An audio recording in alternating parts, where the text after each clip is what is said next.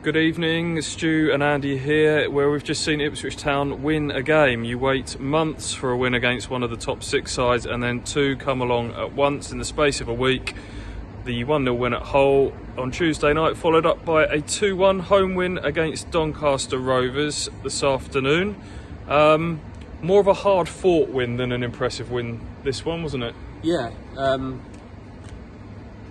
they're gathering a bit of form here, aren't they? It's something resembling momentum is here at such a strange time. There's obviously a lot going on off the pitch with rumoured takeovers, but yeah, today hard fought.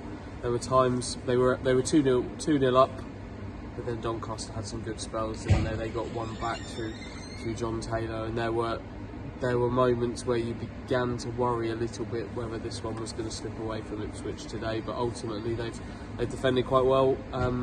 Hung on, and the march continues. Yeah, had to really dig deep for this one. Doncaster finished the game with 74% possession. When you think back to the start of the season, where Ipswich were utterly obsessed with having all of the ball, this sort of scenario would have been unthinkable. I think the reason for that stat was probably a mixture of things. Ipswich have changed the way they play. They've gone to a kind of a more direct style. I think they've let the opposition have the ball in certain areas more than they were before, but also I think a little bit leggy understandably after putting in a hell of a shift at Hull, a long journey back on Tuesday night. Doncaster didn't play in midweek, so all things considered, for them to dig deep and see that game out the way they did, I thought showed a lot of character and was really impressive. And there's certainly been a lot of fight, not just in these last two games, the Oxford game as well. And as you say, a little bit of form now. They're 2 points off the playoffs. They're 10 points off of second. There's a game in hand to come on some of those teams as well. Yeah. The fight's there, isn't it? Like you say, you can see the fight in there. Luke Chambers, plenty of fight from him today. Some good defending, some big moments from Toto and Ciala as well. Fight in midfield, particularly from Teddy Bishop, who put himself about all over the pitch today. Really, a really good midfield performance from him, and some fight up front with James Norwood and Troy Parrott, although maybe a little bit of frustration at times from those two who didn't quite have the joy in this game that they did at Hull. Although that is another goal for James Norwood, and they need him scoring goals like that. It was a poacher's effort, a header back in from Teddy Bishop, and a little flick from a Doncaster head, and Johnny on the spot, James Norwood, to poke in. Those are the kind of goals they need him scoring.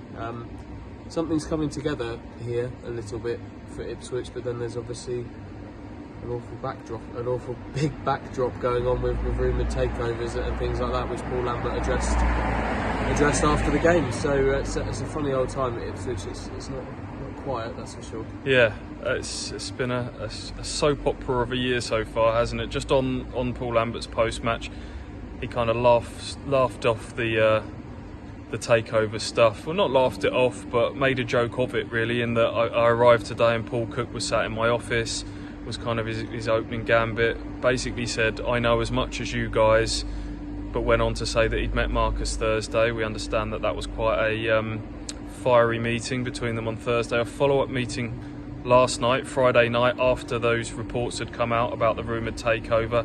And the one thing that Paul Lambert was very clear on, that if a takeover happens, and we have to be clear, he was saying if, 99% chance that the manager goes. He's been in that scenario before. I think at Wolves there was a change of ownership there, and they wanted to go down the foreign route there. So he's been in this situation before, and he ended it with, I've been in this game from the age of 15 to the age of 51.